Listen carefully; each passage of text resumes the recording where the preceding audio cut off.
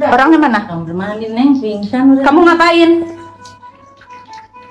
Gue tendang sekali lagi lu. Bangun!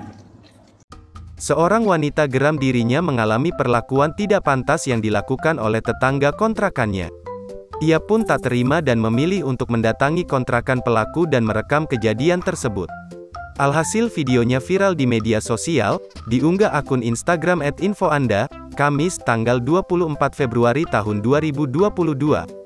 Dalam video, wanita itu berbicara dengan seorang wanita lainnya yang diduga merupakan istri pelaku.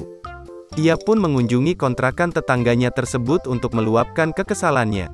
Ia meminta untuk dipertemukan dengan pelaku yang ternyata berpura-pura pingsan dalam kamar mandi. Namun, sang istri berusaha menahan dan meminta korban berhenti. Saat dirinya masuk ke area dapur, ia melihat pelaku terbaring di kamar mandi. Disebutkan oleh sang istri, pelaku sedang pingsan.